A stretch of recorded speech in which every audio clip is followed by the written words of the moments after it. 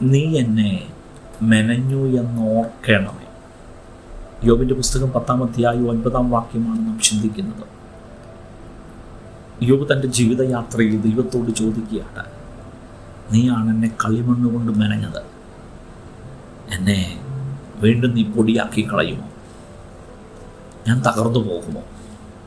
എൻ്റെ കൂടെ നിൽക്കുന്നവർ എന്നെ വീണ്ടും പൊടിയാക്കി കളയുവാൻ വാക്കുകൾ കൊണ്ട് പ്രവൃത്തികൾ കൊണ്ട് ചുറ്റും നിൽക്കുമ്പോൾ നീയാണ് എന്നെ മെനഞ്ഞത് കളിമണ്ണ് കൊണ്ട്, നീ എന്നെ വീണ്ടും പൊടിയാക്കി കളയുമോ?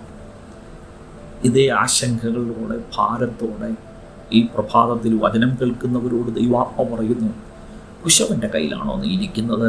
അവൻ നിന്നെ മറ്റൊരു പാത്രമാക്കി മാറ്റും.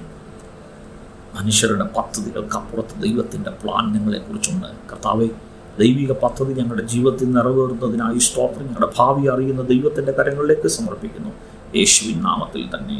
ആമേൻ. God bless U.